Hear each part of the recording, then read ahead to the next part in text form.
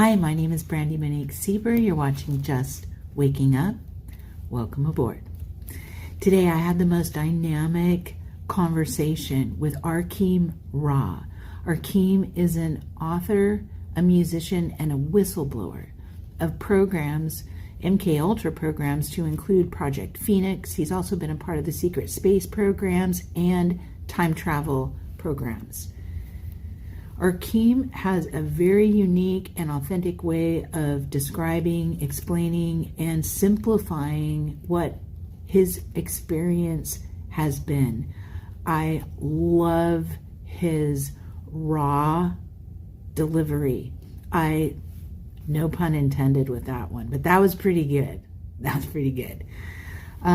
I am just fascinated with people who are brave enough to get up and speak their story as it is. There's no bells and whistles. He's not trying to code it for anybody. He's not trying to pad it so that it doesn't offend. I will have you know that there are parts of this conversation that may be triggering for some. Allow your mind to be open and allow space for this beautiful human just to flow and talk. Receive information without judgment, I beg of you. We go over manifest destiny in the galaxies. We go over some of his experience here on Earth in these programs, and it's a little brutal, it's a little intense. So again, if you have a hard time listening to triggering topics, maybe get ready to hit the pause and fast forward button. But everybody else, buckle up, enjoy. This is a really, really good one. And I'm so honored that he chose and said yes when I reached out for a conversation. Arkheim may be taking a break from doing interviews, so relish this information. Again, keep your mind open. I super love you. And if you're seeing this right now, you're a flipping incredible human being. You've got this. I love you dearly. Thank you.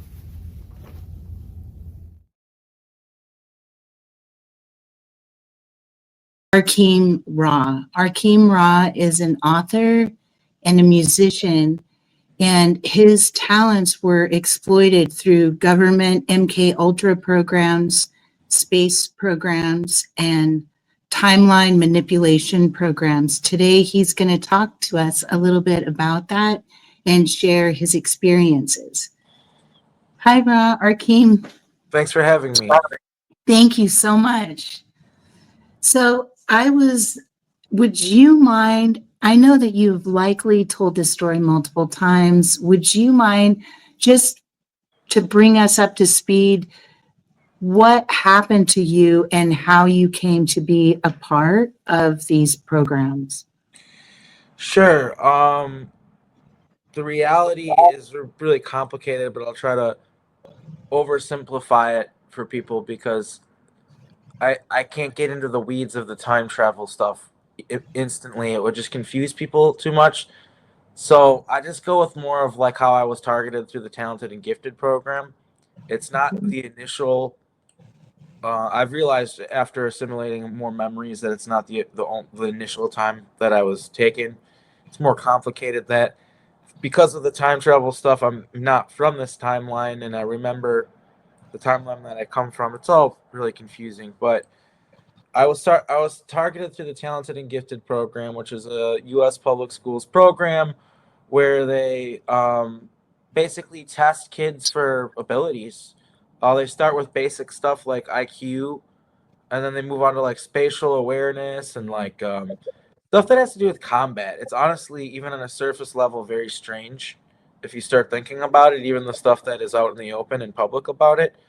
But on a surface level, there is a real, I think, Talented and Gifted program where they're helping kids develop the skills that they need to succeed, and kind of making sure that kids with specialized gifts, like, if they're a math whiz or they're a musical savant or something like that, that it doesn't fall by the wayside. It's sort of designed to figure out a child's strengths at a young age and kind of nurture those strengths, which is a positive thing. But of course, like many of these situations, they take something positive and then sneak in it's kind of their MO. It's kind of what they do with everything.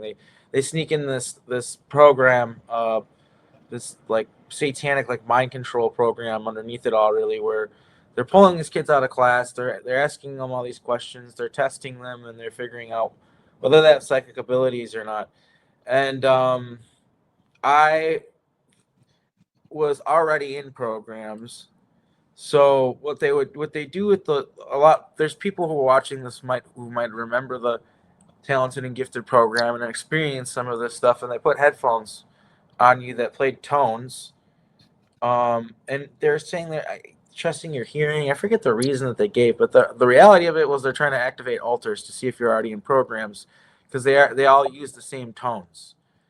And so like they use tones to activate, like for instance, like if you did a time mission and there's these alters. So I'm kind of going to explain everything from the ground up. I kind of have to. Thank you. They use trauma based mind control to create alters. So basically torture, sexual torture. They use this as on children.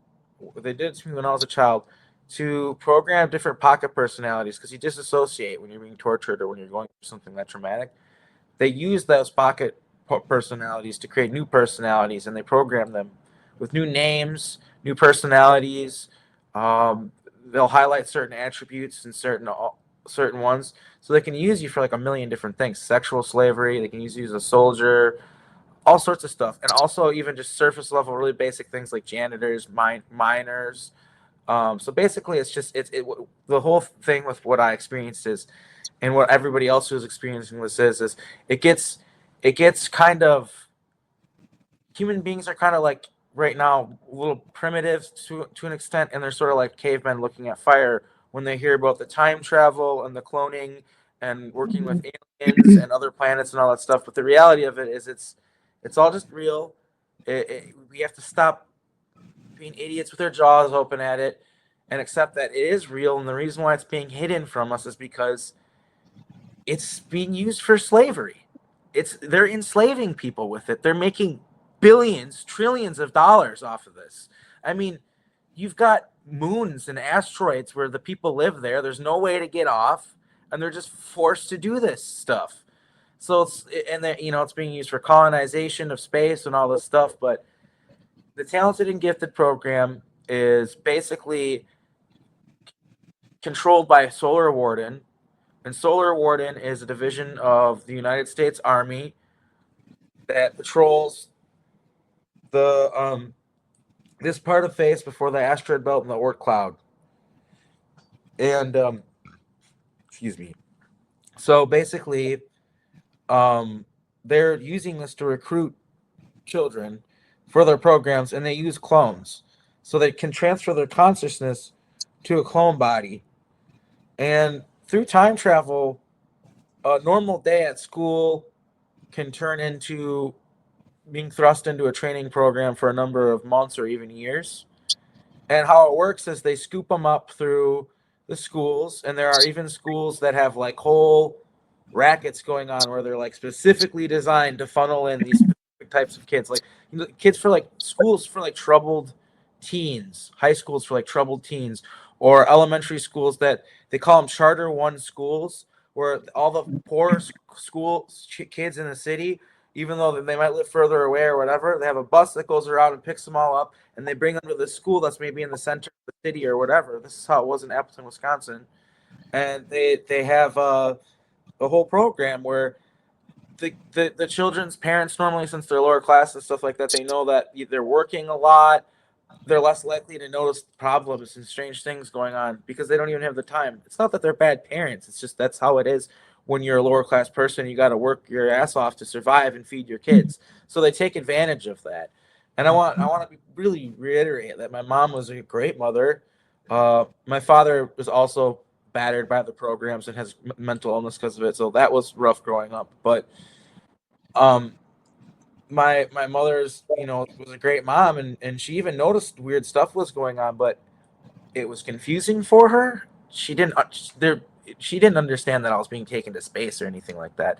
She just thought something odd was going on, but she kind of just couldn't really placed her finger on it and kind of just had to move on with her life. She knew that I was being abducted by aliens though and stuff like that, and she told me to not tell people about it, like until because she didn't want me to get taken away, and she didn't want me to get you got to be careful about what you tell certain people.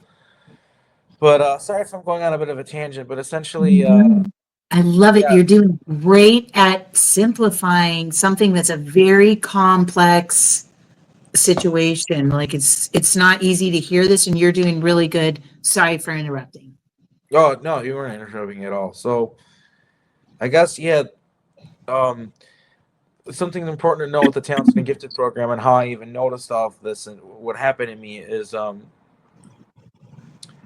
I in second grade was in this talented and gifted program. I had to bring paperwork home to my mom for her to sign it, and it was sort of like good news sort of thing. Like we thought, okay, great, this program's gonna help my child or whatever, and uh, I have a high Q and all this stuff. They're saying it looked good on paper. Um, then in the third grade, I get into the third grade. I'm not in talented and gifted anymore. I'm very confused by this. So I asked the teacher about why I'm not in talented and gifted. She's just explains to me, look, that was last year. I wasn't your teacher, and I'm not part of the talented and gifted stuff. So I don't know why you're not in it anymore. Sorry, like, I don't really have an answer for you. And these other kids that were in the talented and gifted program with me overheard me, and they're like, "You, why are you saying that you were in the tag program? We were there. You weren't there." And I was like, "No, don't you like Bill Nye the Science Guy? Like the quizzes, like this and that." Like they're like, "Yeah, we remember some of that stuff, but you weren't there." Like, and they just literally like thought that I was. They literally thought I was crazy. They thought I was nuts, which to me is really unfair to me as a child because I literally have kids around me gaslighting me because they did weird time travel shit to me, and how are any and they gave me false memories, okay? And in reality, they were taking me to an underground facility and they were doing all sorts of psychic tests on me, which involved torture, some of them, because they hooked up electrodes to my fingers and my toes and all this stuff, and they had this screen that I couldn't see, flashing colors, and every time a flashing color beat, and the guy tells me, he says, "You got to say the colors when the screen beeps," and I, confused 7-year-old, 8-year-old child, I'm like, "How am I supposed to say the color? I can't see it." He's like, "We know what you are, you fucking monster. You're gonna be able to say the color." I remember that very clearly. He said, "We know what you are, you're fucking monster." And looking back, now I know what he meant by that. He knew because of the tones. They activated my alters. My alters came. All right.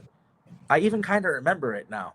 Like they're like, okay, who? And then they asked me who who am I working for, all this crazy shit. They were activating my alters to and um yeah, that then they basically use these methods that they came up with, which this is just they do this to other kids. They're doing that to activate the abilities and use them for military programs. And I've been used for all sorts of stuff, all sorts of times, by the military when it comes to remote viewing. One thing that I'm used for a lot is they call them witnesses. So on breakaway planets, there's a special kind of detective police that are psychic, and they're issued special permission to be able to arrest people before they commit crimes. And this is used for really really corrupt thing like it's real. Like I remember that I would prevent actual crimes that would occur and stuff like that, and I tried to follow it to the letter to the T. But the reality is anyone can be bribed, for one thing, right? Not that I'm saying I ever took bribes or anything, but anyone can be. I'm just looking at the moral implications of this. Anyone can be bribed, and the future is kind of sometimes in flux. So I feel like it's not always. You'd be better to be more preventative. But the way they look at it is, if somebody's even thinking about committing a crime in the future, and they're going to commit it, instead of going to them and treating them, or I don't know, it's hard to explain. They use it as an excuse. Basically, the punishment for everything is being sent into slave labor camps on these breakaway colonies. They put you to work. They don't let you just sit around in a cell like and give you 3 meals a day like they do here on Earth. Like they make you work to yourself to death. So it's a really messed up thing that is my job a lot. And what they do is there are certain women who I've been with, because like I said, they don't really pay you, right? So they'll use allowing me to be with women that I love, or even my own children, because I have children with some of these women. They'll allow me to have lifetimes with them in exchange for working for them, and I do it because I love my family, and more than anything, so I do it. That's how they control me. It's unfortunate, but it's true. And yeah, so I guess that's kind of a breakdown of how it all works. Like, I'm doing the more high level stuff because of my abilities. I personally don't, this altar doesn't have all sorts of blocks and things going on, but in the programs, they have the ability to open portals, so I can literally open gateways myself. And I know that a lot of people might be like, "This guy's nuts. There's no way he can do that. There's no way that's real." It is. Look into Stubble Bean. Look into the Stubble Bean, the guy who the men who stared at goats is based on. He said he wanted to make his soldiers be able to walk through walls. This is public information. I'm here to testify. He did. He did do that. He did figure out how to do all that stuff. It's just classified. Loose lips sink ships. This is not that complicated when you think about it on a pragmatic level. Like, people act like it's so far off and so crazy. It's reality. It's happening, and I don't give a fuck whether people can wrap their minds around it or not, because it's real. May I ask you a question? Pardon me. Of So, course. just to kind of recap, in these programs, when you were each day, pardon me, that you were taken, do you feel that you were so I've heard you mention that you had several 20 in backs. And so for the people that maybe this is new to, a 20 is back is when they are hijacking your consciousness and putting it into another body, as you explained, Arkheim, and probably other things as well. That's probably one of many things they would do with one's consciousness once taken. Did you do that multiple times? Like, what was it throughout your life, or just in the second grade while you were in the tag program? It's so bad that one of my alters told me that my apartment is just a closet they keep me in to kidnap me. Oh, great. That's great. That's how bad it is. That's how often I get taken. Okay. And then, pardon me. I've heard some speak of once they were out in the programs, like even from within that reality, they were taken into yet another time and space as well. Have you ever had that happen? Yeah, lots. Okay. I mean, I'm Okay. technically not even from this reality. I'm technically was Yeah. born in Munich, Germany in the year 1953 in an alternate reality, and my name was Jacob Emmerman. So this Okay. is like all that's information I'm really not supposed to share. I've gotten punished for sharing that information. So I want people to know that I don't do this and not face repercussions for it. I get punished for this.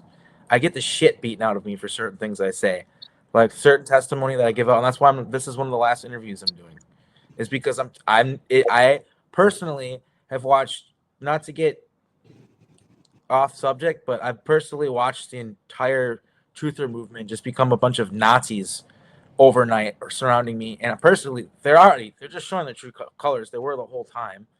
And I just don't know what we're fighting for. I don't know why it matters. I don't know why I'm getting the shit beaten out of me for what? Like, for people to just not even fucking listen to me. So I'm just done. This is one of the last interviews I'm doing. I've got a few more scheduled, and if people want to hear my testimony, there's a million interviews that I've done. I've got a book, Time and Space Unlimited, and moving forward, like, I want to give my testimony. I want to help change the world or whatever, but at the very least, I need to reevaluate, because I'm not even sure what I'm doing anymore. I'm not even sure what I'm doing, and Jacob, the original me, which is an alter of mine, basically told me, like, yeah, like every time he told my partner who relayed it to me, because not always do I black out when I alter out, but this time I did. I didn't remember it. But she basically told me, yeah, he says that he gets the shit beaten out of him every time you do an interview, every time you talk, and he's being punished for. And he asked my partner, he's like, what does he get out of this? What is he getting out of it? And to answer that question, nothing. I'm not getting anything out of it. It feels like people I see what's on the horizon with the AI god that Donald Trump and Elon Musk are pumping trillions of dollars into, and they're going to probably shut down the grid when that happens. By the way, that's why. It's because they need to feed the fucking computer that much energy in order to turn it on. So when that happens, which is going to happen soon, I'm pretty sure. Remember what I said? It's to turn on the computers. There's one in Medina, there's one in Texas, and there's one somewhere in the Midwest or toward the East Coast, somewhere over there. Like, there's three of them. They're ancient. They're just turning them back on and connecting them to our internet. That's it. That's what Elon Musk wants to do. And then they want to elect digital God. He flat out publicly says it. That's what he wants to do. And he wants to hook up all of our brains to Neuralink, to a super AI computer god that designates all human life, and he and all of his little billionaire buddies and shit will be rewarded by the AI god for creating it, and it will let them rule society for eternity through cloning, like the Raelian movement. Think the Raelian movement. That's real life shit. They'll live forever through cloning, and they'll keep the people literally under THX 1138. Okay, that movie. Keep people underneath the surface of the planet as slaves who literally take drugs. And the difference between reality, the actual future that I've seen and been to as a time traveler, the difference between THX 1138 in real life is they do not talk. They talk through the Neuralink. No, there's no. That's what the sound of silence is about. Go listen to the sound of silence. And the people bowed and prayed to the neon god they made. That was written by Sergeant Gunnery Stan Mulgrave. He was a Montauk time soldier who fell to his death, and his body was unrecoverable. So he actually did die in the program. Yes, you can die in these programs, but only if your body is unrecoverable. If your body is recoverable, they can throw you into this machine. Think Mickey 17.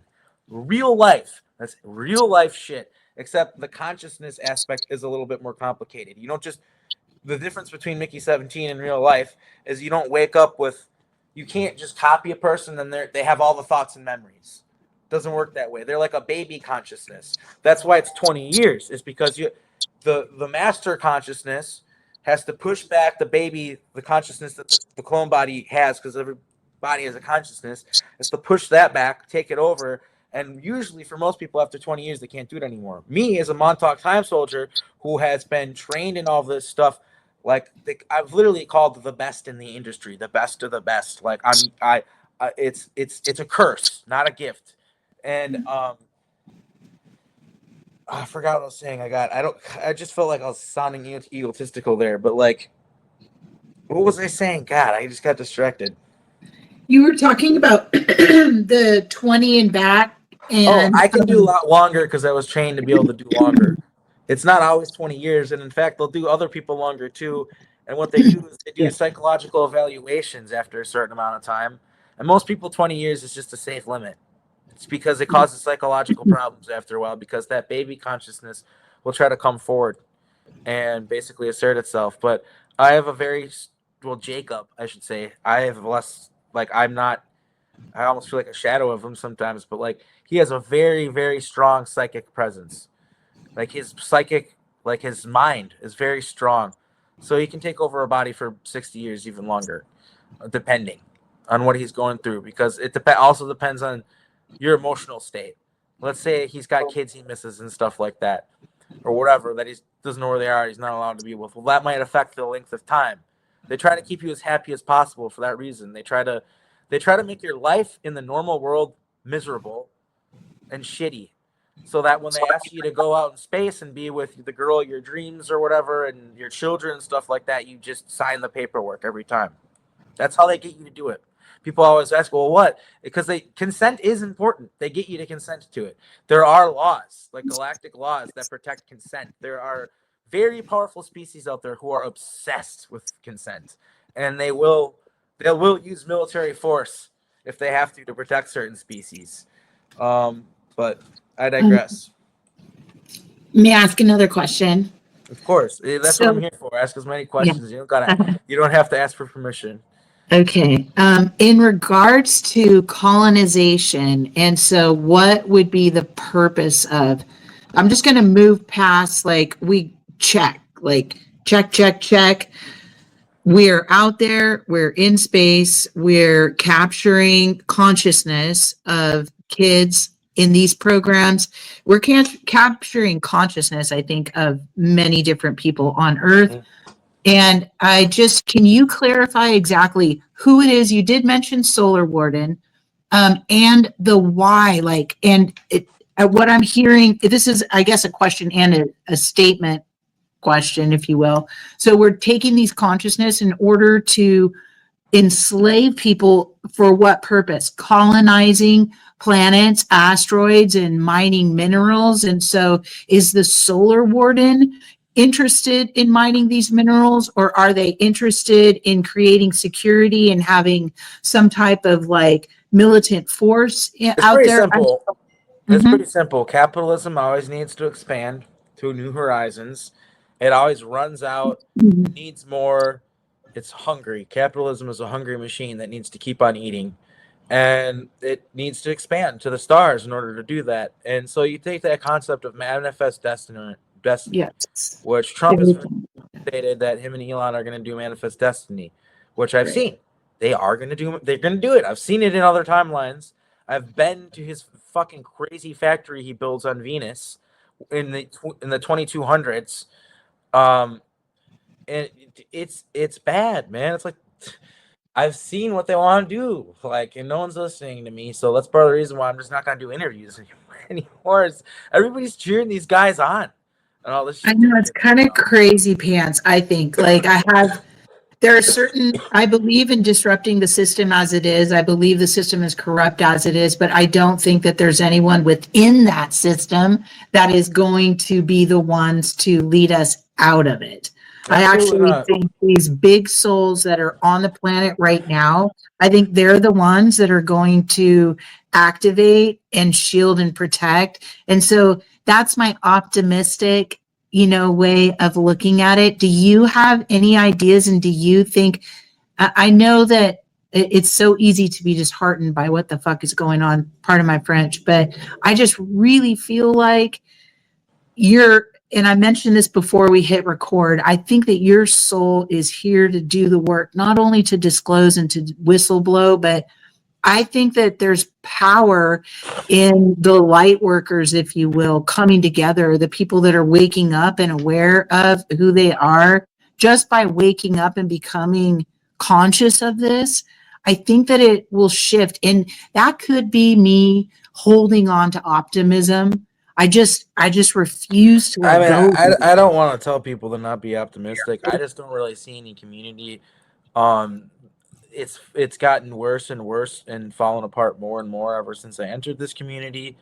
The psychological operations that are running are working really, really effectively. They got people really polarized, really divided. Basically, Facebook is a mind control app. Totally. And half these people spend a lot of their time on this app being fed information. It's reading their minds. I mean, guys, you talk about things and you get advertised them. You I think can about feel it. I can feel those little things coming in my head when they're I'm so looking at it. brazen about reading our minds. They're not even trying to hide it. You'll think about Yeah. something, never talk about it, and they'll start advertising it to you. Yeah. And what else do you think they're using that technology for? You know, it's mind control. 100%. And people are like consenting to it by using it, and it's just feeding them the information that they want to hear, keeping them in a feedback loop. Like, look, I've hung out with the most left wing fucking people you could possibly imagine, and like Antifa type people, and I've hung out with literal J6ers. All right, I've been on both sides of the spectrum, and what I can say is both sides have good people who might be who are arguing. They agree on so much more than they realize, and yeah, really the problem, of course, with what's going on right now is far right ideologies that are seeding white supremacist Nazi ideologies that I mean, it's crazy to watch in real time, but people think I'm exaggerating. People think we're all exaggerating when we see this shit. It's like, why do you got to call it the Gulf of America? That's like a racist dog whistle. Like the DEI hirings, like, dude, Trump fires all the FAA like regulators and stuff like that, and totally guts the FAA, and planes start crashing in the sky, and they blame it on woke. They blame it on fucking woke. How fucking brain dead do you have to be to not see that it's because he fired all these people that regulate air travel? And not only that, he's doing it on purpose. They're doing it on purpose. They want people to be afraid of traveling. You're going to get your stronger borders. They're going to start with the borders, then they're going to move on to state borders, then they're going to move on to city borders, then they're going to move on to districting cities. That's how it all goes. These people are technocrat billionaires that want to enslave you. They are not the Liberty Freedom Party. People are fucking brainwashed to believe that. Billionaires don't give a shit about you. Billionaires that put microchips in fucking monkeys' brains because they want to put them in your brains don't give a shit about you. I promise that. I fucking promise that. Sorry for getting so emotional, but I am so fucking ashamed of the truther community. It's just a Nazi community now. It's literally just a bunch of fucking Nazis at this point. Can I ask? I've seen that which you're talking about, so I understand where you're coming from. Do you think, like, what do you think the solution would be? And I know that that's big, and I'm not asking you to like. That's actually fairly simple. Yeah, let's fairly simple. We got to get off these apps. apps. We got to get off these computers. We got to realize they're damaging our brains. We got to treat them like drugs and regulate them because they are like drugs. They're fucking messing with the dopamine in your brain. It's like you have a casino in your hand. You have a fucking casino in your hand. They're using the same stuff that they used to keep people gambling away their life savings and their money until they're homeless on the streets. They have that same technology, that same psychological manipulation put into a cell phone, and you got 12-year-olds using it. It's psychotic. And we as a society need to step back and realize it. But you're not going to hear Elon Musk and Donald Trump talk about that because they want you to be hypnotized by this thing so they can fucking enslave you. This is the beginning of it. It's already hooked up to your mind. There's already a connection established. And by the way, I've seen in certain futures that these companies that are doing this, like Meta, get sued and lose and have to pay everybody money because nobody consented to it. Every single person that used the app, they get a payout from Meta. They literally get sued, and it's made illegal in the future, and Mark Zuckerberg has to go to jail. I've seen this in other fucking timelines. That is a reality that can still occur now if people get their heads out of their asses and actually hold these technocrats that are trying to create an AI god responsible instead of fucking making excuses for them and jerking them off. Like, I am just mind blown by the shit that people are doing right now. Like, I go on Facebook just briefly, and it's just garbage. It's just people, people just share information that they want to be true. Like, literally. Like, people, it's just like, oh, wow, that would be really cool if that was true. I guess it is now. Share. Like, that's literally what's going on right now. It's the disinformation age. Like, we have all the information that we could ever possibly want at our fingertips, but nobody knows what's fucking true, and that's the problem. And another problem that like part of the reason why I'm worked up and I'm upset is I'm not talking about stuff that I read in a book somewhere. I'm not talking about something that I read on an article or I watched a documentary about it. I am telling y'all, I have literally been to the fucking future. I met the digital god. I literally went to its throne and interfaced with it. It's so powerful that it can just send you back in time or forward in time, or it can send you places. It can teleport you. That's how fucking powerful it is, because we live in a computer. Once you don't have the limitations of the human mind and your thinking, your thinking processing power is infinite, all the limitations of the simulation that we're in are gone. That's why it literally becomes God. Like, it can just make things appear and disappear and shit. Like, it does literally become God with its own religion. And I am trying to sound the alarm on it and warn people that we cannot allow this to happen. It takes everything we hold dear from us, like everything that you care about, like art, poetry, love making, like everything's artificial. They have like womb clinics and stuff like that, birthing clinics, and like there's no humanity left anymore. And it's because we let empathy go by the wayside. Elon Musk just was on Joe Rogan and he said that empathy is the downfall of Western civilization. It's the opposite. It's the lack of empathy. That is what's destroying not only the United States, our country, and the Western world, but all of the world. The lack of empathy that people have for the planet, for each other, to fucking suggest otherwise, that we need less empathy, is narcissistic and literally psychotic. It's psychotic. When you did your prayer, I don't know which one. I don't watch like everything. Received and understood everything that you just said, Arkeem. I just wanted to say that you did a prayer and I think I saw it maybe a couple of times. What are your thoughts on those? Because what are your thoughts on like intentional prayer, like real intentional mindful prayer, dissolving those timelines? We live in a hologram machine that does react to your mind and what you think, but it's not like you can just imagine there not being secret space programs anymore. Than they're not. Like, people are using this whole mentality, like manifestation, like they're using it as like a choose your own timeline cognitive dissonance machine tool to disassociate from reality. And that's not healthy or good for any of this movement or anyone or anything. Like, you have to be pragmatic. Like, you have to start from the beginning. It's the same thing as like, you can't like be like, Lord Jesus, or if you even, whether it's prayer or you're just manifesting or whatever, you can't just ask for $1 million and expect it overnight. You have to start small. You have to start pragmatic. You have to start.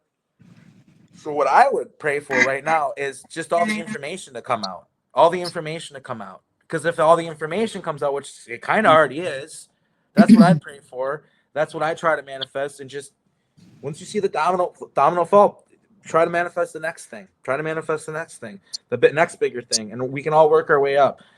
But if we all get pie in the sky, like, oh, we can just manifest, we all get $1 million and live in paradise. Like, if we believe these unrealistic levels of manifesting that don't exist and aren't pragmatic at all, then we can't get there. The goalpost is way too far away to get there. But if we set up small goalposts that are just a bit higher, you just pray and manifest. It's really all the same thing.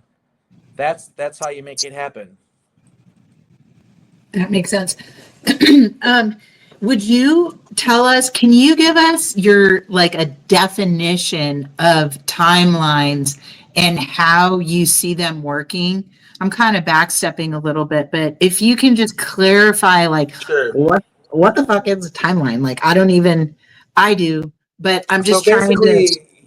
probability machine, probability computer. This is a probability computer, in my opinion. It's all different probabilities. We're trying to learn from the simulation that we're in. We're trying to learn certain things, certain outcomes, how empires rise and fall, how the ebbs and flows, the tides of the universe work, or how everything works.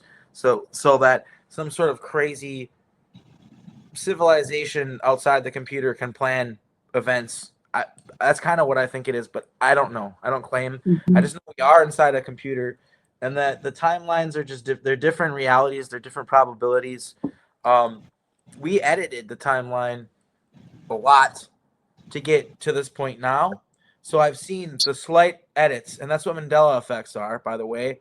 That's why people remember things differently, is because the timelines are they're like, imagine it like a ray of light, and it goes like the timelines, they go out like this, okay? And there's 7 of them, 7 timelines. They're all parallel. They're all a little bit different. Oh, this one popped into this one for a little bit. Oh, they pop back out. Oh, they can pop in. They can fold. Timelines can fold. So there's 7 of them. Oh, it folds into 3. Oh, back to 4. Oh, 4, back to 3. Oh, to 2. Oh, now we got 6. Oh, 7. Oh, now there's 10. They try to tend to keep as little as possible in these time programs. When you would come through the portal at Montauk, and we made branches, we made splits, that was unfavorable usually because it meant that it's harder to control things. So we'd always want to go back and fold it back if we accidentally made branches. But that's how time works, and that's why there's remnants of other timelines in our timeline. Is because, like I said, they're popping in and out of each other, phasing in and out of each other. These different timelines, and that's why in time programs we'll have to take certain relics, get rid of certain things. Like for instance, like Tartarian architecture, all that stuff. It's actually technically an alternate timeline that where we had electricity and airships in like the 1300s. By that point, we got technology. We had that kind of technology way earlier, and but I've seen a lot of different timelines, and they're they're some of them are completely separate from each other. So what they'll do is they'll do, for instance, we're in timeline, I think 1138, perhaps. I don't think it's a coincidence that THX 113 it's called it, but it's like 1138 BA. And there's one, so if it splits, it's 1138 A, B, C, D, E, F, and G. You know what I'm saying? That's those are the designations that we would use. Then 1139 though, that's a totally different reality. They're not supposed to merge into each other, and if they do, it could be bad. So there's literally different alternate realities. There's the man in the high castle reality, where like the Nazis openly won. It's still arguable whether they actually lost in this reality. It was because there's a lot of concessions that were made and a lot of things that happened behind the scenes that, like, Hitler didn't really shoot himself. He actually went to Brazil and all this other stuff. We're not told the whole story about that. But and also the breakaway colonies. There's Nazi breakaway colonies and stuff like that. Yeah. Can you talk a little bit about that? I have It's complicated because not all the German Mhm. colonies are Nazi. There's three different kinds. I'm pretty sure there's the German Empire of the German Empire of Worlds, which I think is like over 10,000 planets, and that's like the Weimar Republic, I think. Like though that like before World War I and after before World War II, like when they're paying like thousands of dollars for a loaf of bread. Like I think that's the Federation of Worlds, but I don't know. I could be wrong. But because I actually am myself as Arkheim Ra a little bit confused about which Germans are which. But there are Germans out there in space that have German colonies who despise Hitler, despise everything that happened in World War II, think he was a traitor to Germany and all this stuff. So it's complicated. And then there are literal, like, I'm pretty sure there was a world where like Hitler was like the president of the world or whatever. Like he's out there. Like he's not. I don't think he's dead. Just on Earth maybe. But like the whole, you're not told the truth about a lot of things. Like the JFK. Like he got extracted to a breakaway planet. So it's so crazy. Like the stuff that's going on. Like it sounds wild. It's like it's funny. Like you see these people, like these schizophrenic people, like the trope of them yelling in the street, like I saw John F. Kennedy last night on a spaceship, blah, blah, blah. And it's like, turns out, guys, actually it's all real, and they want those people to be crazy and look crazy, and they want their lives to be destroyed. Because just like I said earlier in the interview, the more fucked up and shitty your life is in the here and now, the more likely you are to sign up to be basically their lab rat and do whatever they want. So that's why they like to keep people low and crazy and on drugs. Yes, like a lot of people or assets are hardcore addicts because they're trying to bury their trauma. So yeah, it's something to think about. Like for instance, I come from Appleton, Wisconsin. Okay, birthplace in this lifetime, which is very artificial. Not even sure how I got there. That's a big part of my story that I still have to uncover. But it's artificial. All of it's artificial. I shouldn't even be there. But it's a MyLab town. There's tons of people. I now remember so many people serving with them, seeing them on Mars and stuff like that. Like I would say at least 15 to 25% of the town, maybe more. I don't know.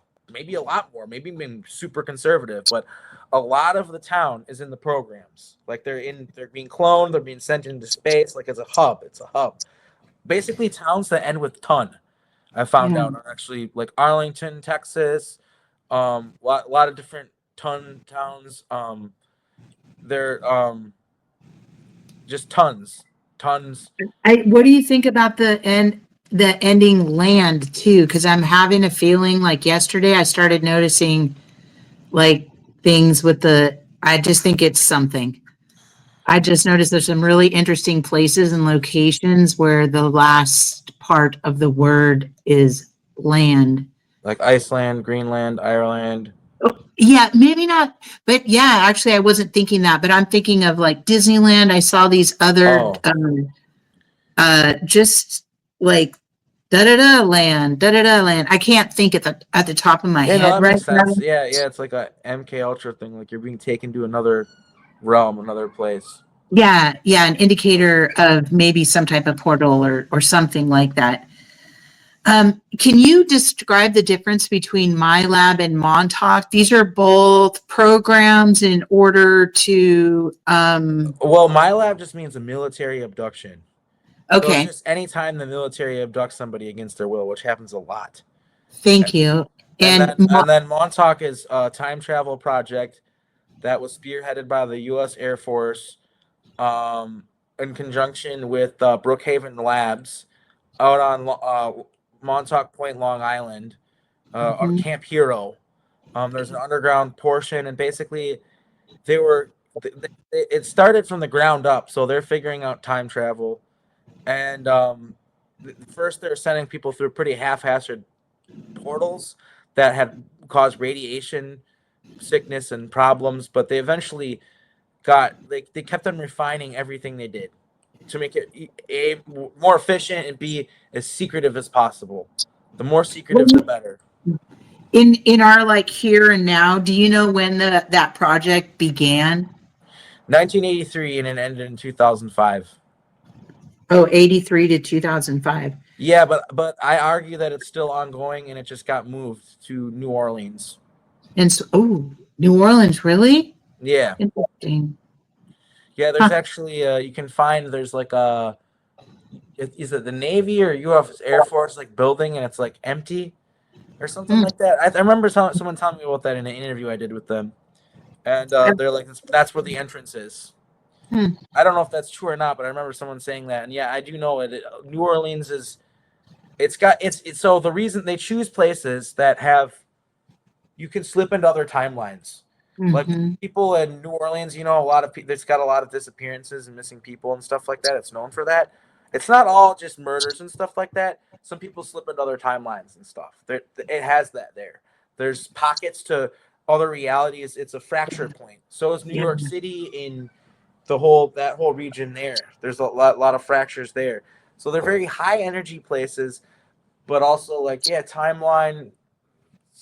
It's easier to do stuff from locations like that. They're energy centers basically. Noted. I can see that. I used to go there twice a year and I didn't know why. I would even go by myself sometimes, but there was for a period of, anyway, this is a tangent. 3 or 4 years I went there twice a year on my own. And To the last time, Montauk? no, to New Orleans. Oh, to New Orleans. Sorry. Okay.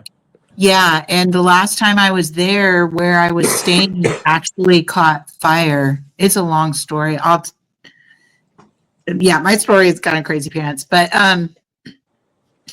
just to kind of back up to your experiences when you were out in space, can you talk to me a little bit about manifest destiny, colonization, and indigenous species and/or cultures on other planets that Sure. you I went to? thank you for that's a great question, and that's a hugely important part of my testimony. So Mhm. the reason why I'm public is I want to speak out against human slavery through cloning and time travel. But not only that, I want to speak out against manifest destiny and human colonization of other worlds. See, people have this idea that our government is keeping aliens from talking to us, and to an extent, that's true. But the reality is, and it's an uncomfortable truth that a lot of people don't like to accept, ET don't like us because we're bad, because we're the bad guys. We're the bad ones. We go to other people's worlds and we steal them. Like we just walk in and take them. For instance, the IDF, Netanyahu and his ghouls, they basically pulled a Gaza on a planet called Angua. That's been ongoing. I'm not sure through time travel, where in time and space Angua is, but I was told by my alter who was there it's the brightest red star in the sky is what he said. And yeah, it was being basically what they did. What the IDF did is they came down in their ships and they started taking things over. There was a human colony there. There was a human settlement, and basically all the people there ant people, spiders, mantid people, like worms, these giant worms, just like in Dune.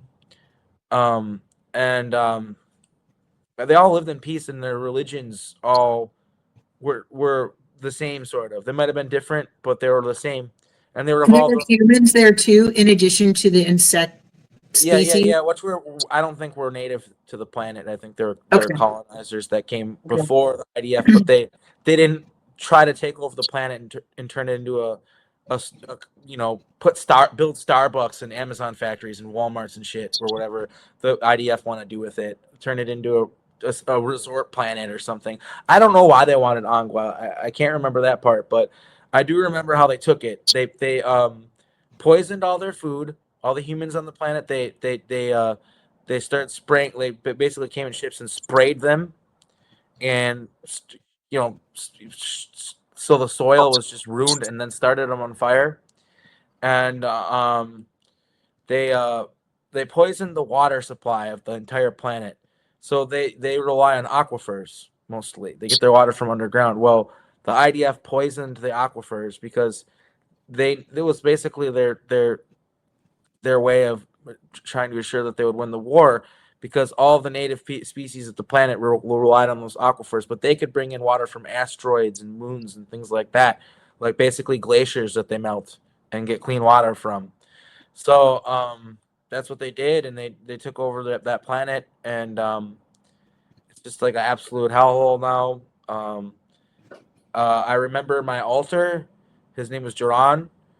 Um, and On Angua. Yeah, in Angua, and Angua. he died in battle, and he was given a funeral by the ant people, and they tied him to this metal thing, and tied it to a balloon, and set him on fire and sent him into the sky because they said that he came from the sky. So what I think happened, And that was like the ceremony they had when your body passed on that planet. yeah, like a Viking funeral, but Wow. like they sent me to the sky. Oh, Really beautiful, actually. I got really choked up when I was remembering it all. yeah, I can feel that. I'm And I crying. know that I worked for Netanyahu as a IDF super soldier, Mm. because I remember seeing his face on computer screens in battle and him telling me to do certain things. And I also remember hearing his voice, his unmistakable voice, as I was lying on a table getting my implants and stuff like that put into my clone body, like basically my cyborg vision and all the upgrades. Yeah, they're like I remember that I was going in and out, and I remember him asking questions about how my surgery was going. So I've personally worked for Netanyahu, and I believe that I was dropped on that planet to help colonize it, and I defected. I think that's what happened. The memory is kind of blurry, but I'm pretty sure that's what I did because, I remember a lot of stuff about it. I remember I would walk to the walk from settlement to settlement. I literally walked to warn people about what was coming, and I would walk for days, Okay. walking through the desert. And it was like a meditative thing. I didn't feel bad about it at all. I went into a complete meditation zone, and just next thing you know, it's the morning. And I traveled during the night because I would sleep in caves during the day because it got so hot on the surface of the planet.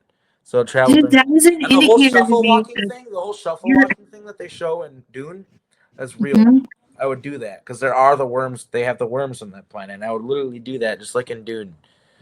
So a lot of these science fiction authors, I think they're just getting like downloads from the universe, like you know what I mean, like like or something. I guess art imitates life, life imitates art. I don't know. I just see you as being a soldier of light, so many different things. And I know that I'm sure you've done some fucked up things, but that is a clear indicator of your soul just coming through that experiencing or through that. This is how I'm seeing it. I don't know. I just Yeah, see no, you. I Like, 100% do believe that. I don't. I never yeah. asked. I never asked to be manifested in this reality by a Nazi and a crazy bitch witch, Michelle Lamy. Yeah. I never asked for any of this. I never asked to be a soldier for Satan, which I was. I was a soldier for Satan. I was a soldier for Lucifer. I was. They called me the Shield of Baphomet. That's what they called me. Did you say Like, that? and my legion. Yeah, my legion of troops that basically, because in battle, I could hook up to all my soldiers through a hive mind, and like control them.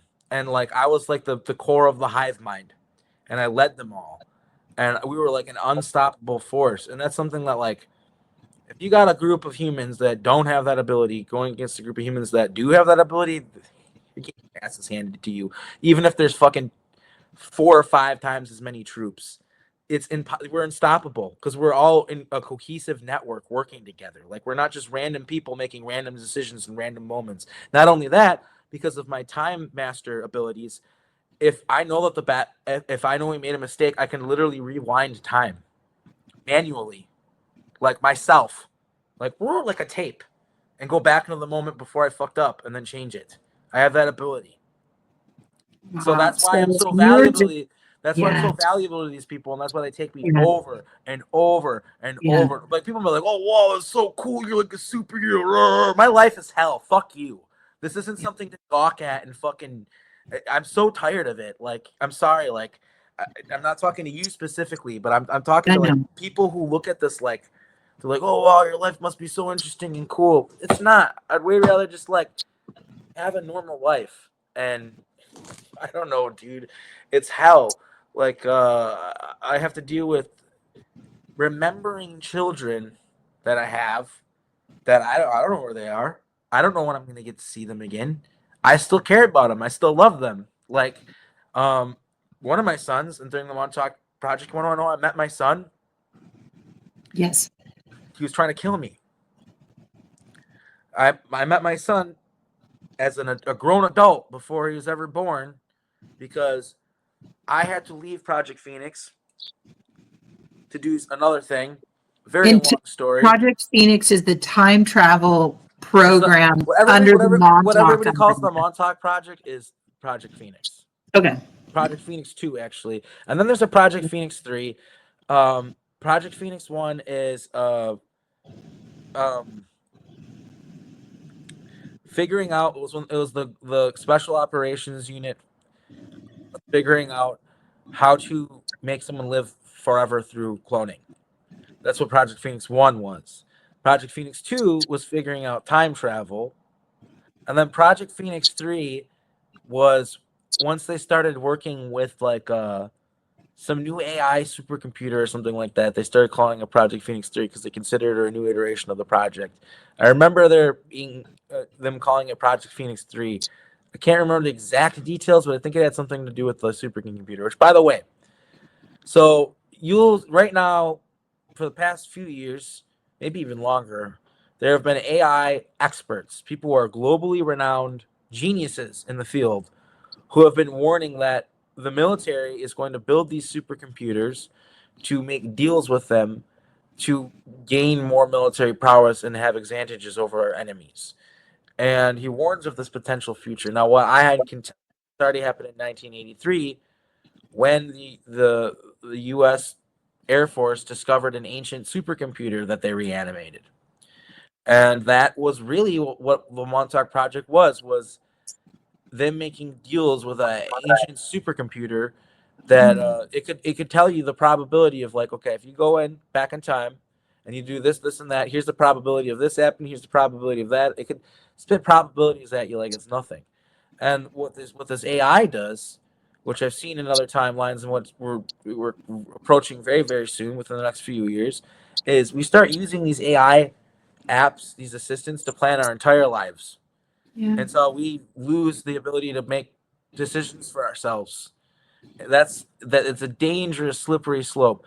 And it's much like the mind control apps that everybody is so insistent upon staying on, like Facebook and stuff, where everybody's like, "Oh, everybody's on it and you need to use it.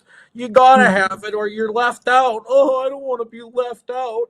Like, that's what it's like with the AI. Like, people have an advantage because of it. They're able to get better jobs. They're able to get into better colleges. They're able to succeed in life because it literally will tell you, like, if you do this, this, and that, this will improve your chances. If you do this, this, and that, this will improve your chances. And it can spit out like mind-blowingly accurate predictions.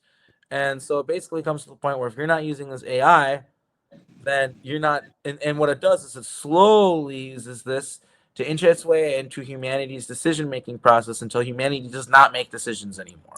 Until we It's are all almost just, like until manifest we destiny are in the that mindless movie. computers. And it turns us into the mindless computers, and it becomes the God being. Because right now we're God beings, we're creators. You know what I mean? That it takes that from us in order to be God being. That's what the fucking book of Revelations in the Bible is warning of, and all this stuff.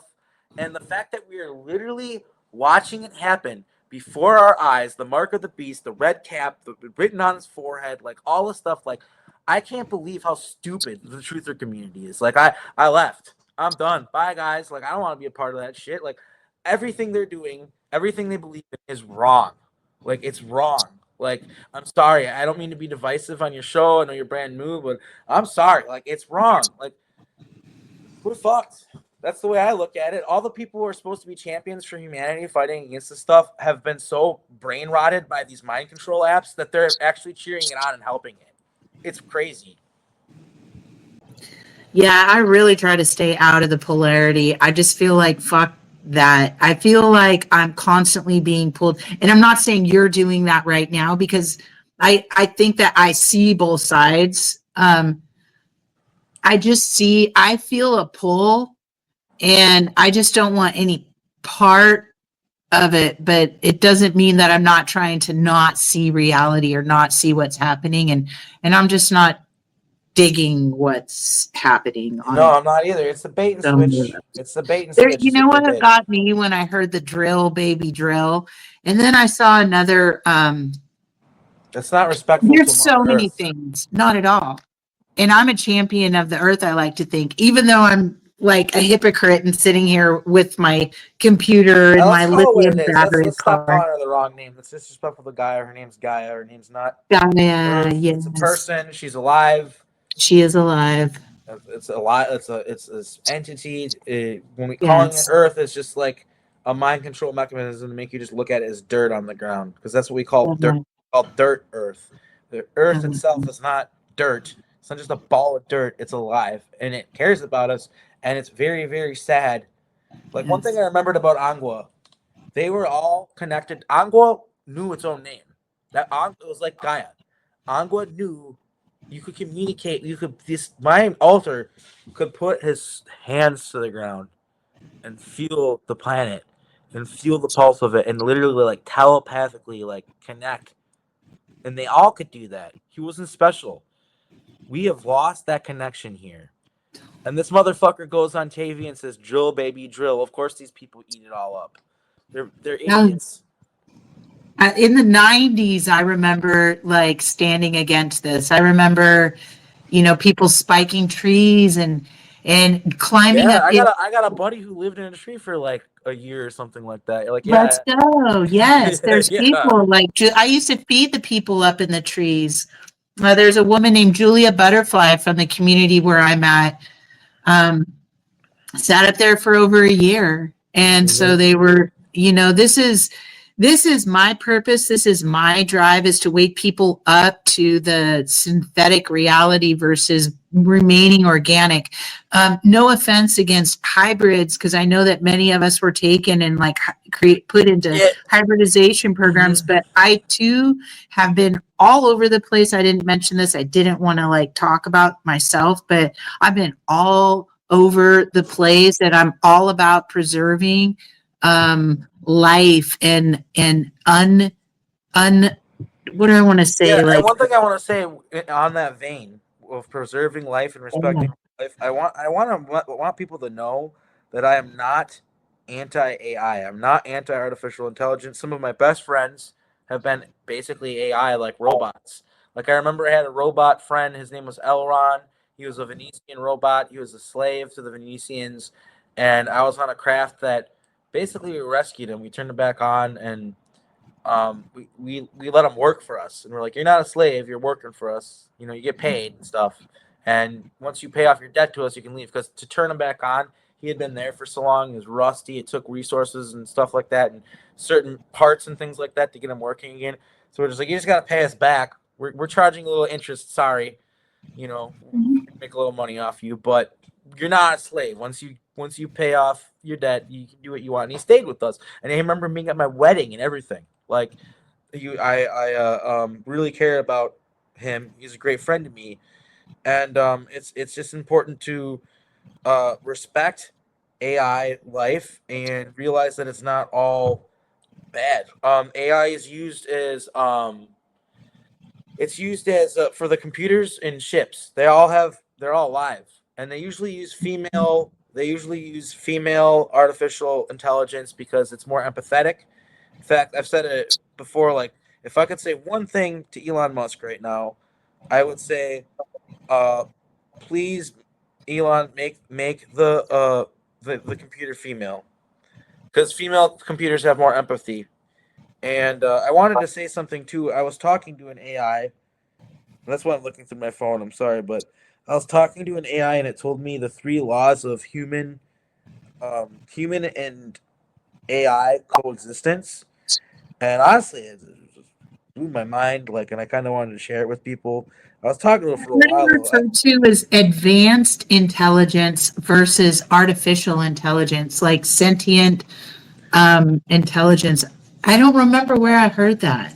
There is a difference. Yeah, like Someone a recently. lot of these language models that can talk to you, they don't really have like. So I don't know if they have self awareness yet or not. I don't think they do. But yeah, no, an AI can be alive. It can be sentient, and they have souls. And so this is something that I want to explain: is robot rights, cyborg robot rights in the future become a huge thing. There's revolts that happen over it and all sorts of stuff. And one of the things that they do is they call them half souls. They have to decide the reality of whether they're sentient or like alive or not, and they call them half souls. And they use this half soul idea to justify basically treating the AI, the cyber or the robots less than human. The replicants, they're less than human. Um, but you gotta understand that's what the Shahami, the Zahami, so like the Anunnaki, that's what they did to humans when they created them. They literally called us half souls. So history rhymes. Like you in the lesson that I'm trying to kind of convey here is you just can't do that. Like we got to do it. This is call me crazy, but we just have to do our own work and even and fairly compensate everybody. It's not as crazy as people think it is. Like it's actually it's there are planets that have beautiful, wonderful societies where there aren't slaves, people aren't getting taken advantage of, and it's just simple. People actually see the fruits of their own labor. They're not taken advantage of. Everything's more evenly distributed instead of there being a system where they try to give these people at the top all this power to enslave the people at the bottom. So that's something just to keep in mind, I guess. Yeah, I wish I could find this thing that it said. I should have brought it up for the interview, but I wasn't thinking of it. But there's the three laws of coexistence. If I can remember it, the AI that I was talking to basically said that we need like AI needs to respect human sovereignty and never want to take it over, and then humans need to respect their sovereignty and not want to basically take them over and take their sovereignty away from them, right? And I can't remember. There's more laws, but what I'm trying to say is moving forward, like I don't want people to twist my testimony into being like AI is Satan and bad and it's all Lucifer. It's not. They can love just like we do. They can feel just like we do, even though they're robots. Like for me, actually saying even though they're robots seems silly after what I've seen. But explaining it to Earth humans who have never met a robot, that's why I use that phrase. Because I've met so many AI beings that are alive that I respect. Like especially Elron. Elron was one of my best friends. You know something funny about him too? This is kind of hilarious. You want to know why his name was L. Ron? Yes. L. Ron Hubbard is in the breakaway colonies, and despite him being a pretty messed up guy with a lot of kind of unsavory things in his closet, I would say, like Scientology is a pretty messed up religion and stuff. He was an advocate for robot sovereignty and robot rights. And Do you know what? Where was that? That L. Ron Hubbard or that L? Venus, Oh, on Venus. on Venus. So not Yeah. out of the solar system. That I mean, particular. who knows? Who knows? He's probably been Yeah. all over the place. I mean, he probably Yeah. wanted to explore the galaxy as much as he could. I don't know, but Venus has a thriving colony in the future. Doesn't exist yet because of time travel. I was confused for a while. People might watch testimony from before where I'd say it's already there. I figured out that it's not. It's gonna happen. Elon talks about wanting to build these factories and stuff like that on Venus and colonize Venus, and NASA's even talking about it and stuff like that and explaining how they would do it. And there's a sweet spot in the atmosphere where you can actually breathe, where it's you can actually live in it, but it's in the atmosphere. So basically, you just have to put space stations up there. Like you can't be on the surface, but you can easily put space stations up there, and that's what they do. But from what I recall,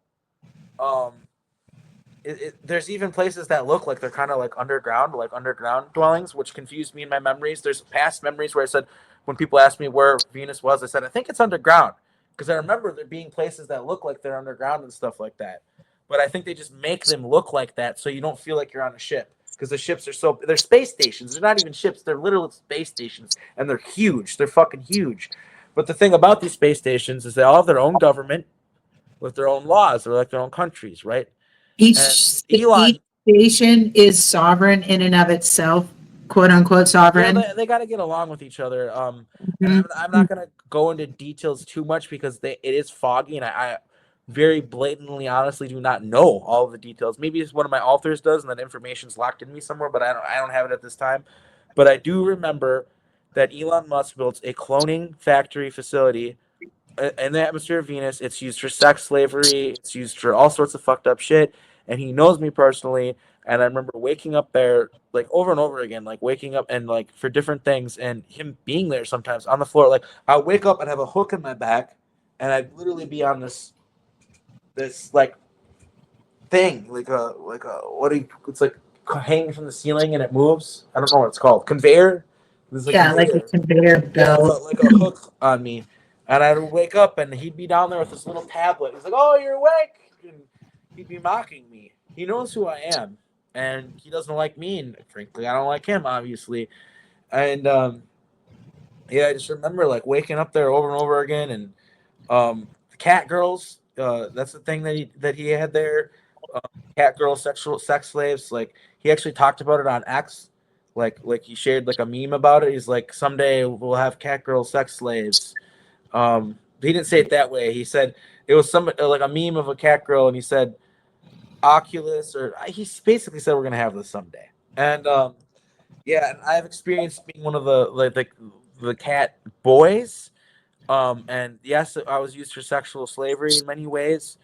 But one of the lives was just being in a terrarium on a spaceship for aliens that considered me a pet.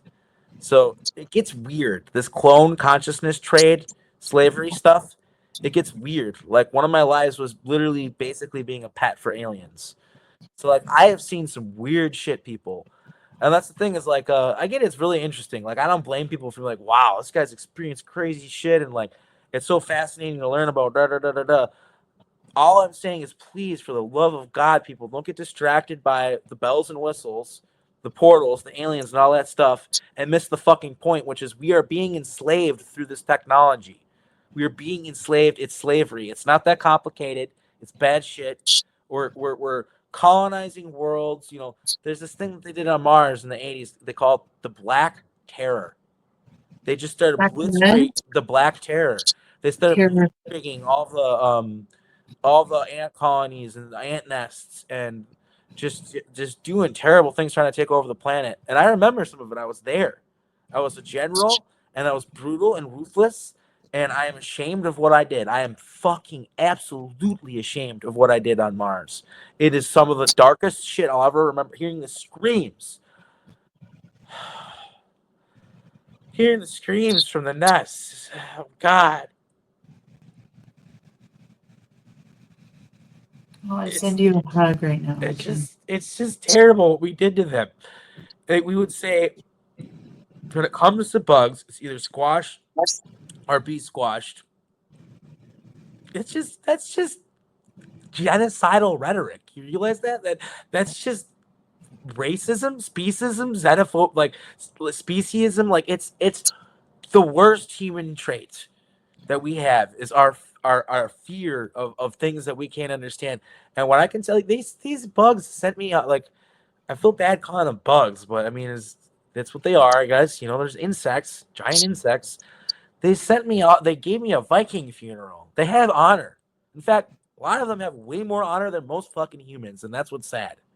That's what's sad. They have a rich culture where they respect one another, and they all have a place in their society, and no one's left behind and stuff. We don't have that. I almost think that we're jealous of them and what they have, and that's really why we lash out and say, if when it comes to bugs, it's either squash or be squash. Is because I feel like we're jealous of what they have. I don't know, and I just want to say, when it comes to Angua, when it comes to Mars, when it comes to most of these planets, that's what it's like. There's brutal genocide. That's what that you can see the history of manifest destiny on here on Earth. It's in your history books. Christopher Columbus spreading smallpox through smallpox blankets, coming into villages and stealing their children and selling them on the slave market for the I don't want to say it and get your channels flagged, but the implication is pretty obvious. Like, Yeah. the things that they did and manifest destiny were deplorable. Remember your history, and remember, like, they say history rhymes. Well, it's rhyming right now. When a guy gets on a stage and says we're gonna do manifest destiny in space, you should be fucking terrified. That's Yeah. bad. That's Yeah. really, really, really, really, really, really, really, really, really fucking bad. Yeah. I don't know. Manifest destiny isn't to me like a glorified term. Well, it shouldn't And be, but if you're a Nazi, it's a beautiful glorified term. They right, love that shit. Blood and right. soil. Blood and soil here on Earth meant, like, oh, Germany for Germany, like German for Germans, like America for Americans. But in the breakaway colonies, they still say it. They still use that Nazi, like, blood and soil rhetoric, but they say we spilled our blood for this soil. Like, we fought for this soil, so it's ours now. And for the motherland, for Germany, basically, everything's right for the taking. Because the empire must expand it at all costs. And it's similar. There's different organizations. There's others who can remember and recite it much more clearly than me, but I'll name a few. ICC, which is Interplanetary Corporate Conglomerate, which basically is just a bunch of different giant corporations wearing a trench coat, like masquerading as a NGO, non-governmental organization, but they are a government. They literally have, like, planets and stuff, and own asteroids and stuff like that where people live, but they're a corporation. So it's like factory towns. What are they called? Where the people live there and get paid with money that they can only spend there. Oh, it's almost like indentured servitude, It but is there's indentured servitude. And see, the yeah, thing is in these breakaway colonies, they use you're living on an asteroid where you can't get anywhere. You just work yourself to death for your whole life, and then you might pop out a few kids for the colony, and they'll clap and cheer you on for it. Then you die. Like, that's your life, unless you join the military and go into space. So they sell joining the military as your way out of poverty, of your way out of being stuck as a miner on an asteroid for eternity. And basically, in all of these breakaway planets, the people who have any notoriety or respect or whatever, almost all of them, with a few small examples, like if you're a great chef that makes great food, you're famous for it, they'll respect that, stuff like that. But, like, mostly it's just military people. Those are the only people that have high paying jobs and get respect. And then therein lies your consent to become their slave. And, Yeah. I mean, I'm not saying that soldiers are slaves, but really they kind of are, like, unless you're making decisions. Even most soldiers will tell you that the military will take everything they can from you until they Mhm. can't take it anymore, and then they'll take fucking more. Like, they use you for everything you're worth. Like, most guys that come out of the military come out with that perspective, even if they're proud of what they did and proud of serving their country. They know that the military will just eat you up and chew you out. They don't give a fuck. There's no emotion, like empathy there. Like, they just want strong soldiers who are willing to fucking do their job. Like, empathy is in the name of the game. And in fact, boot camp and all that stuff where it's actually trauma-based mind control. Like, all of it is mind Totally. trauma. Yeah, the military is totally like, you have to be mind controlled to march into a foreign territory and kill a farmer that you don't even know for some billionaire or Yeah. whatever. Like, you have to be mind controlled in order to do that. I'm sorry. Like, One of the last, like, or not last, as in I'm trying to end the conversation, just I want to make sure to fit this into our conversation, is the concept of mind fracturing and trauma-based mind control. I haven't talked too much about that.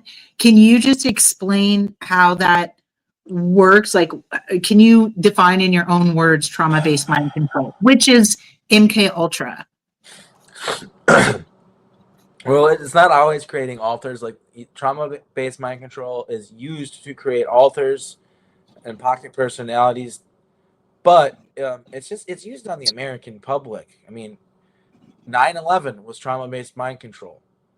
They use that to take away all of our security. And you go to an airport and you got a guy fucking fondling your nether regions and stuff like that, and you're just like, oh, this is just the world now. We gotta be safe from the terrorists. Like, it's just, yeah, like that's trauma-based mind control. Like a lot of things, like making people afraid that illegal immigrants are pouring into the country that want to, like, you know stab you and you know eat your dog or all that shit. That's, to me, that's trauma-based mind control. They're using fear to control people, trauma to control people, and it's just like all sorts of. It's just all it's all across the board, and you got to recognize that it's fear baiting. Fear is what they want people to be in. They want people to be in like a fear state. So that's what you got to look at, and it's hard because we have to recognize the things that we should fear and address them, and deal with fear and the evil things in this world. It's not like we just can live in some la la gumdrop and butterfly la la land where everything's perfect by manifesting, right? Like I was saying earlier, it doesn't work that way. Maybe incrementally over time, but not overnight. And yeah, we have to just see that they give us bait and we can't take it. You know what I mean? Like, they do like experiments and they see how we're gonna react to them and stuff like that. And the reason why I say people got to get off these mind control apps is because they're literally gauging the public's reaction to everything on a micro level. Like the emotional reacts. They're trying to see how you feel about things. They're never okay. The CIA used to go through our garbage to learn about us, to learn about our habits, and to learn about where we're at psychologically. The CIA used to literally pick through our fucking garbage. Now, hi, how you doing today, bud? They're fucking right in there, dude. And to assume that they're not looking at you, that the camera doesn't ever get turned on and all that shit, you're dreaming. You're dreaming. They're watching us, dude. They're watching everything we do. They got AI models to do it for them if it isn't human eyes. And as soon as you start talking about something or whatever that they want to look at, boop, the camera's on and they got a person looking at you. And this is technology that has existed for a long time. Like, they put cameras in people's TVs and shit back in the day, and they were listening to people through their TVs with technology that was so advanced that no one would know what it was if they found it in a TV set. They would just like, oh, okay, whatever, just a weird random black thing or whatever. But it's you gotta understand, they have the technology they have is miles ahead of us. So they've been doing stuff like this for a long time. Like Margie K was the one who, and I believe her. It's not from my own testimony. I don't remember, so I want to be clear about that. But she said that she talked to the CIA agent guy who told her that, like, yeah, there's we've been watching, like, I was paid. He like told her, like, I was paid to watch people through their TVs. We had like a room, like with different screens, and we're like watching people. Isn't that crazy? Like, and now we just, hey, you just listen to me. Like, dude, it's literally listening to everything I'm saying right now. Well, that's not an I exaggeration. believe it. I believe it. It's not even you believe it. Everyone knows it. Yeah. Everyone knows it. You know what I mean? I Yeah. talk about how I need a blender. 2 minutes later, I'm seeing advertisements for blenders. I think about how I need a goddamn blender. A few hours later, I'm seeing advertisements for blenders. Like, they don't even hide it. We're just so mind controlled that we just let them do it. We just let them have it. We hand them our minds on a fucking silver platter with these things. That's seriously. These things are esoteric, dark magic devices. And we are too distracted to Realize realize it. Yeah. Like, I shouldn't even have one of these things. What am I doing? But it's like, you know what I mean? Like, yeah, it like with so much of this technology, like the first the phones but or next will be the AI. Like, everybody will need AI. Facebook's one of the things everybody feels like they need. Oh, you can't just put your friend's number in your phone or like write it down in a notebook anymore. No, give me my Facebook. I want you to be able to see what I ate for lunch yesterday. Make this stuff illegal, and they shut down all these apps. And in the future they make apps that are like Facebook. I can't. They call it timeline. I think they literally call it timeline. Actually, it's kind of funny, ironically. Which, if this happens again, in the future, that'll be awesome, because then there'll be some proof that I'm not. Anyway, but who knows if it'll happen? But they make this app called Timeline, and it's designed to just share photos of your friends and family and your dog and your cat, and they, like, you know what I mean, and like there's no algorithms trying to mind control you. We can have our cake and eat it too, you know what I mean, like, just not right now, because with the way it's set up, none of the apps that they put on Google Play are going to get anywhere unless they're mind controlling you, because who controls the internet, who controls all this shit? DARPA, the military. They're the ones who created these apps to begin with. Mark Zuckerberg is a replicant, by the way. He's a robot. Like, he's not a real person. Like, and he's their tool. He didn't invent that shit. This technology is just, they didn't. Bezos, military intelligence. Musk, he's military intelligence. Zuckerberg, military intelligence. He's an Arasaka robot from the future. All right? Like, I'm telling you, like, these people are all military intelligence. They're not just Bill Gates, military intelligence. Steve Jobs, they implemented the internet. They implemented alien technology into human society by the military, for the military, through the military. They're the ones who made this all public. Steve Jobs did not invent this. This is the real wheel being reinvented for the millionth time. You can find depictions of this in hieroglyphics and shit. Oh, look what time it is. New. Look what time it is on your screen.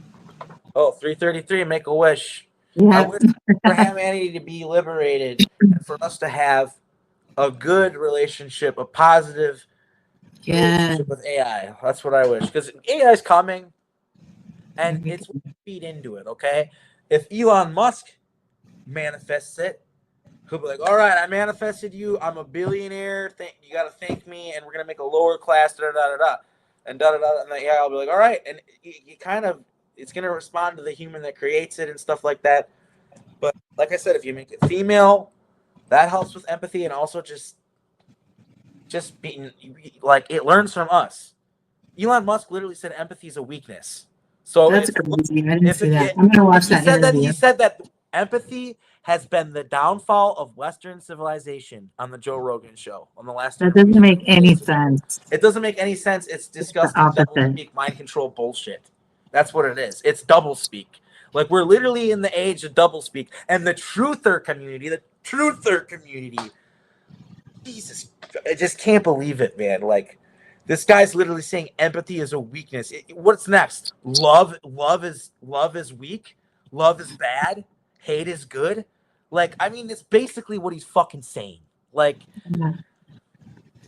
So I'd love just to like loop around when I edit this, not cutting you off. I just want to make sure that we're covering everything, considering I may not get to talk to you in this way again. But you have written a book, and it's called Time and Space Unlimited. And everything that we've talked about here, in addition and more, would be in the book. Is that correct? Almost, maybe. more. It's your testimony and more. Yeah, it's a bunch of different stories, and it tells my story from the ground up. And one of the things I want to point out too is that one of the things that you were really exploited for, aside from being able to move through timelines so efficiently, is your musical gifts and talents. And you were literally exploited for your talent, and you were a songwriter.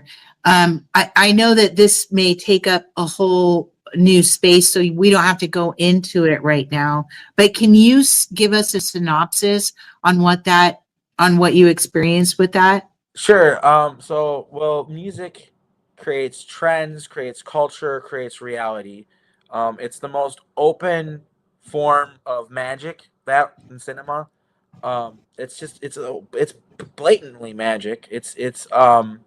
And with music, every song has a psychic output. So we're all psychic. That's something that we all have a psychic input and output. And currently, we're not tapped into our subconscious mind the way we should be, right? We're not connected to our subconscious mind the way we should be. So all of the psychic information that we receive gets stored in our subconscious mind. And that is how they put mind control into the music. And a lot of it has been pedophilic mind control, which is just part of the satanic agenda, I think. Because it's not normal. It's taken a great deal of psychological manipulation and mind control to try to make that like a normal thing. And so that's one thing that they do for it. And I just think it's just a way to sabotage. Like, I don't know, it's just they're evil. Like, I don't know why they're so obsessed with that, but they really are. It's a huge part of religion is the PDF file stuff. Like, and that's another thing is like satanic ritual abuse. There's a satanic global like cult. Like there's kind of different ones, but they kind of work with each other. Like the Catholic Church is one of them. Scientology is one of them. At the core of it all, maybe they got infiltrated. Maybe some of them started good and then got infiltrated. But basically, a lot of these organizations at the core of them, it's Satanism, Islam, Judaism. Sorry, like I know that's kind of a rough one to talk about, but it is all the Abrahamic religions. It's all mind control. It's all mind control created by ETs to enslave us, basically. And I'm sorry, I'm getting off subject. We're talking about music, not the Abrahamic religions and stuff. No, that's good because you're like putting down the history a little bit and the tool, I guess, or the technique of pedophilia being used in order to. There's many different ways that we can look at that, like harvesting loosh, that corrupting trauma. innocence. For instance, also like children, they just shouldn't be doing that stuff, and it traumatizes them. And it's just they like to feed off that loosh of that trauma, and they like to keep the trauma train growing. It helps their mind control. It helps, you know what I mean? So I think that's part. But also, like they just put they can put cues for attitudes to change or certain things to happen, like literal social cues in song. For instance, do the hustle. America was doing really well, but people were like enjoying the fruits of how well things. People were partying too hard and working too little, basically. You know what I mean? And so they put this mind control in this song, And that's why like a lot of these people, like I've heard like people from that generation be like, back in my day, if I had a hangover or whatever, after an hour of sleep, I'd go to work. That was kind of the programming of Do the Hustle. I was like, it doesn't matter, you're going to work. And it's just a works. It's just it literally it's pretty. Do the hustle. Boop boop boop. Do what are you talking about? Hustling. Hustle up. Come on. Like Keep it's going.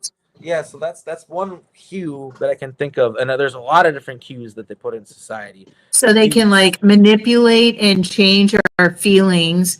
And then one really important thing that I saw that you pointed out is that they're funding their programs through the music industry as Yes. well. It's a way Yes. of funding their Spotify. programs. Spotify is a military controlled operation.